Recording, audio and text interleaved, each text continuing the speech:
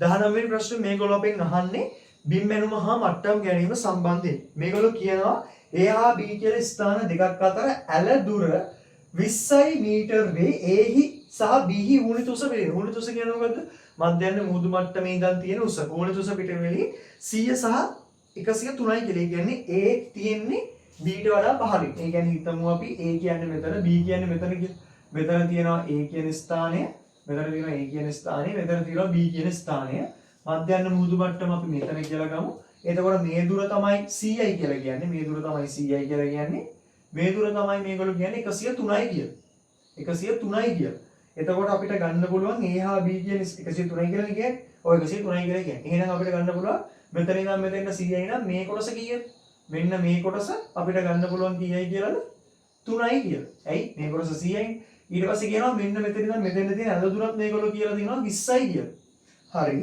ඌනිත උසක් දීලා තියෙනවා 1/1000 පරිමාණයට අදිනද බිම් සැලසුමක A හා B ස්ථාන දෙක අතර දුර වන්නේ කොච්චරක්ද කියලා අහන්නේ. ඒ කියන්නේ මේගොල්ලෝ අපෙන් අහන්නේ මෙතන ඉඳන් මෙතෙන්ට තියෙන දුර.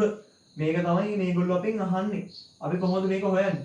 ඍජුකෝණීය ත්‍රිකෝණයක් නෙමෙයි. ඍජුකෝණීය ත්‍රිකෝණයක්. මේක දන්නවා 3යි. මේක දන්නවා 20යි. ඒසි ප්‍රශ්නයක් බං. එතකොට මේක අපිට ගන්න පුළුවන් මේ විදිහට. මේක 20යි, මේක 3යි. මේක තමයි අපෙන් අහන්නේ. එතකොට අපිට ගන්න පුළුවන් x අපිට හොයාගන්න පුළුවන් 20 වර්ගයෙන් අඩු කරන්න ඕනේ 3 වර්ගය. x වර්ගය සමානයි. හරිනේ.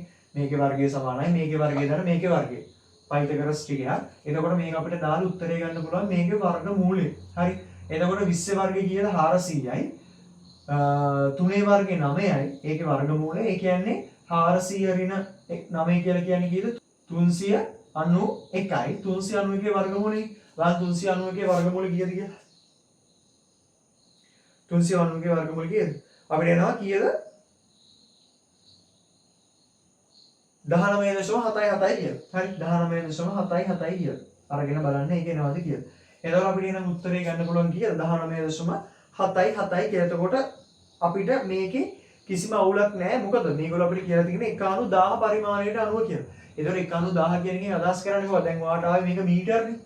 හරි. ඔයාට ඕන නම් මේක මේ විදිහට දාන්න. ඒ කියන්නේ අනුපාතයේ තියෙන මේ විදිහට කොහොමද අපි එතකොට මේකේ මීටර වලින් අපිට එන්නේ?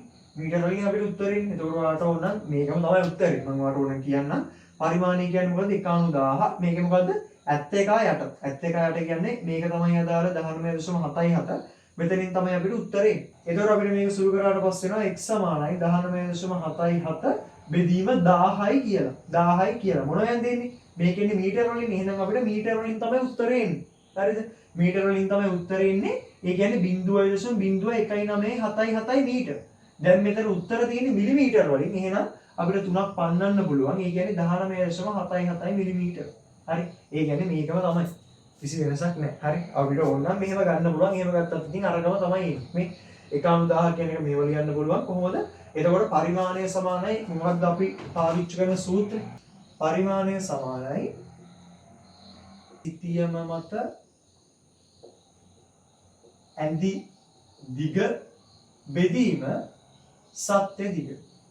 සත්‍ය දිග. හරි. ඕවෙන් තමයි අදාළ පරිමාණය ගන්න. එතකොට පරිමාණය මේගොල්ලෝ අපි දීලා තියෙනවා. ඇත්ත දිගක් ගන්නවා. එහෙනම් සිතියම් මත දිග හොයාගන්න පුළුවන්. එතකොට සිතියම් මත දිග කියලා කියන්නේ ඇත්ත නේද? මීටර වලින් ගත්තොත් මේක මිලිමීටර වලින් ගත්තොත් ඒකම තමයි. එහෙනම් අපිට ගන්න පුළුවන් පිළිතුරු අංක 2 කියලා.